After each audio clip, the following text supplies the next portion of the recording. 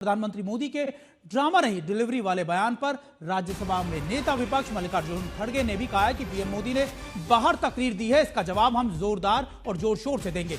उन्होंने जब पूर्व वाइस प्रेसिडेंट जगदीप धनखड़ की विदाई न देने का मुद्दा भी उठाया। खड़गे के ने बयान पर संसदीय कार्य मंत्री किरण रिजिजू और सदन के नेता जेपी नड्डा ने पलटवार किया। नड्डा ने कहा कि फेयरवेल को लेकर अगर चर्चा हुई तो अप्रासंगिक होगी। उधर रिजिजू ने कहा कि आप लोगों ने भूतपूर्व चेयरमैन के लिए जो भाषा का इस्तेमाल किया, अपने चेयर की गरिमा को तार तार करने का प्रयास किया है, यहां ज्ञान देने का काम ना करें।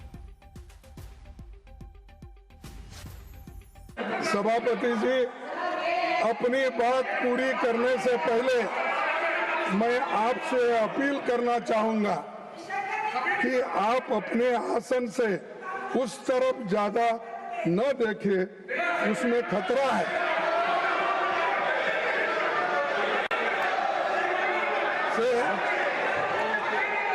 कि आप अपने आसन से उस तरफ ज्यादा न देखें, लेकिन उसमें आप इधर नहीं देखेंगे तो ये भी खतरा है। बैठिए भैया, आप उधर देखेंगे आप बैठिए, अगर इधर नहीं देखेंगे तो वो भी खतरा है।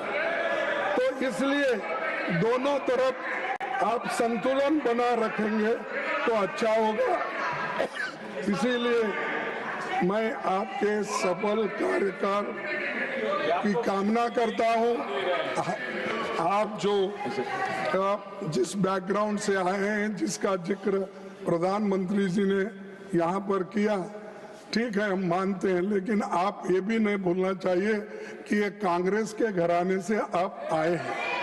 और दूसरा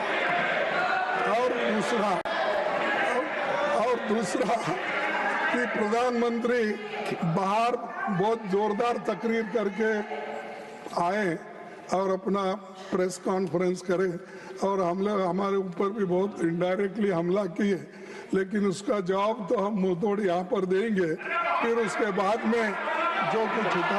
इसीलिए आपकी शुभकामना मैं देता हूँ। आप सबको धन्यवाद। आज के दिन जिस बात की चर्चा बीच में हमारे बहुत ही सम्मानीय लीडर ऑफ ऑपोजिशन ने बात लाई, उन बातों के बारे में अगर चर्चा करने लगे फेयरवेल के विषय पर और बाकी सारे विषय पर, तो मुझे लगता है कि वह इररिलेवेंट भी है और वह समय प्रासंगिक भी नहीं है। फिर यहाँ से भी चर्चाएं होंगी कि आपने चेयर लीडर कहा था, फिर यहाँ से भी चर्चाएं होंगी कि आपने उनके खिलाफ एक नहीं 2 बार उनके खिलाफ अविश्वास प्रस्ताव दिया था। तो ये चर्चाएं, जो वातावरण बना है उस वातावरण को बनाने में वह जिसे कहा जाए वो it is an obstacle in the good and congenial environment debate which was going on, number 1। Number 2, प्रधानमंत्री जी पर रेफरेंस करना लीडर ऑफ अपोजिशन की का कि आपने बाहर वक्तव्य दिया और हम भी देंगे।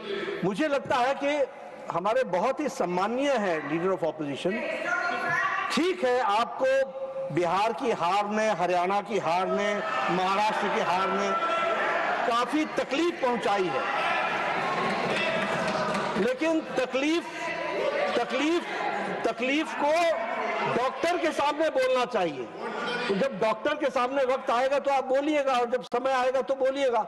लेकिन इस अच्छे डिबेट के बीच में मुझे लगता है कि आपके द्वारा आप सभापति के रूप में पहली बार हाउस को कंडक्ट कर रहे हैं, आपके सम्मान में सभी लोग वक्तव्य देंगे तो अच्छा रहेगा, यही मैं कहना चाहता हूं। जिस बात की चर्चा बीच में हमारे बहुत ही सम्मानीय लीडर ऑफ ऑपोजिशन ने बात लाई, उन बातों के बारे में अगर चर्चा करने लगे फेयरवेल के विषय पर और बाकी सारे विषय पर, तो मुझे लगता है कि वह इररिलेवेंट भी है और वह समय प्रासंगिक भी नहीं है।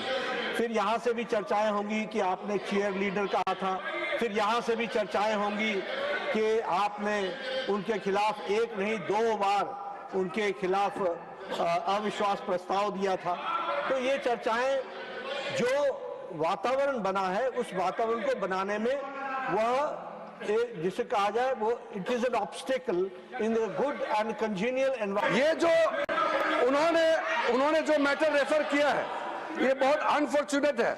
मैं सदन पर सिर्फ इतना याद दिलाना चाहता हूं कि आप लोगों ने भूतपूर्व उपराष्ट्रपति को, भूतपूर्व चेयरमैन को जिस भाषा का इस्तेमाल करके आप लोगों ने जो अपमान किया, आप क्या वो भूल गए?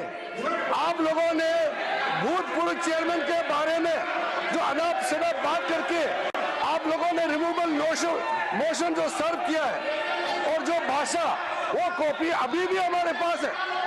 कांग्रेस पार्टी और आप लोगों ने फॉर्मर वाइस प्रेसिडेंट के खिलाफ जो भाषा का इस्तेमाल किया, जो आप लोगों ने रिमूवल नोटिस में जो शब्दों का इस्तेमाल किया, आप लोग खुद सोचिए कि चेयर का गरिमा को आप लोगों ने कितना तार-तार किया है, और आज आप यहाँ ध्यान देने का काम करते हैं। Sorry sir, this is a solemn occasion. My appeal is, please don't refer to anything which is not necessary on this solemn occasion.